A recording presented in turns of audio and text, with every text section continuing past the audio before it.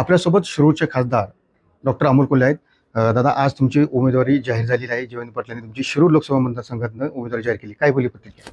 नक्कीच हा आनंद आहे आणि आदरणीय शरदचंद्रजी पवार साहेब असतील, जयंत पाटील साहेब असतील, सुप्रियाताई सुळे असतील, यांचे मी मनापासून आभार मानतो की गेली 5 वर्ष शिरूर लोकसभा मतदारसंघाचा आवाज संसदेत पोहोचवण्याचं जे प्रामाणिकपणे काम केलं, पुन्हा तो विश्वास दाखवून शिरूर लोकसभा मतदारसंघाचं प्रतिनिधित्व करण्याची ही जी संधी आहे, उमेदवारीची जी संधी आहे ती त्यांनी मला दिली, त्याबद्दल मी पक्षाचं मनापासून आभार मानतो. विशेषतः या एका ज्याला आपण टेस्टिंग पिरियड म्हणतो, परीक्षेचा जो काळ आहे की एकीकडे निष्ठा आणि दुसरीकडे स्वार्थ यामधला एक जो पर्याय निवडायचा आहे, यामध्ये मायबाप जनता नक्कीच निष्ठेचा पर्याय हा येणाऱ्या भविष्यकाळात निवडेल अशी अपेक्षा आहे.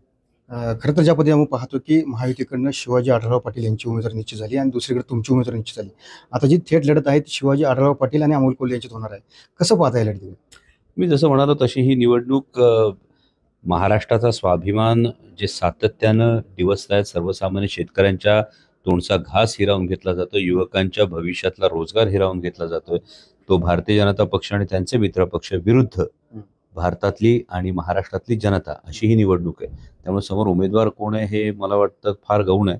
महत्वाची गोष्ट ही आहे की महाराष्ट्राच्या स्वाभिमानासाठी कोण लढतोय हे मायबाप जनता ही नक्की पाहिजे. खरं तर एकीकडे पाहतो की निलेश लंकेंचा सुद्धा नगरमधनं उमेदवारी जाहीर झाली आणि पलीकडे बारामतीमधून सुप्रिया सुळे यांची उमेदवारी जाहीर झाली.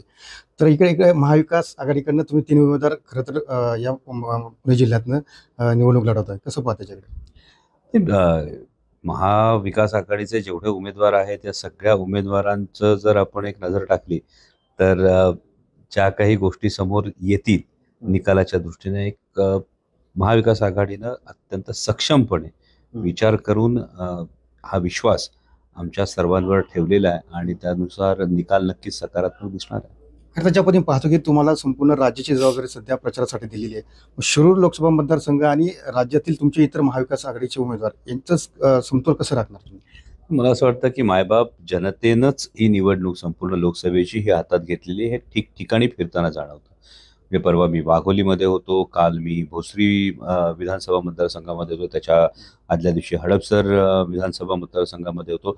ठिकठिकाणी जनतेचा जो उत्स्फूर्त प्रतिसाद आपल्याला बघायला मिळतोय, हा पाहता कुठल्याही नेत्यानं काहीही सांगितलं तरी सुद्धा मायबाप जनतेने ठरवलेलं आहे की एक सर्वसामान्य कुटुंबातला व्यक्ती आपल्या मतदारसंघाचे प्रश्न मांडतोय.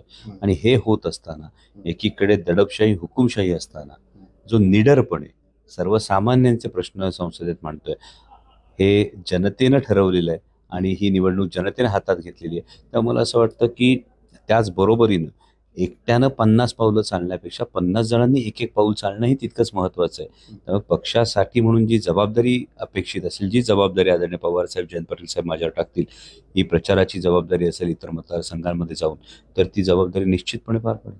नक्कीच. ज्या पद्धतीने आपण पाहिलं की आज जी उमेदवारी जाहीर झाली, पहिल्या यादीमध्ये खासदार डॉक्टर अमोल कोल्हे यांचं नाव या ठिकाणी जाहीर झालेलं आहे आणि कुठेतरी ही निवडणूक जनतेने हातात घेतल्याचं या ठिकाणी अमोल कोल्हे यांनी व्यक्त केलेलं आपल्याला पाहायला मिळतंय. कॅमेरा परमेश स्वामी, सुनील दगडे, TV9 मराठी, शिरूर, पुणे.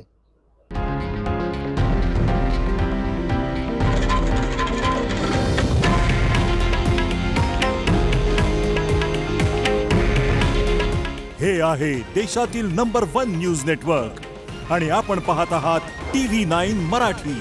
काळजी तुमची, हित महाराष्ट्राचं.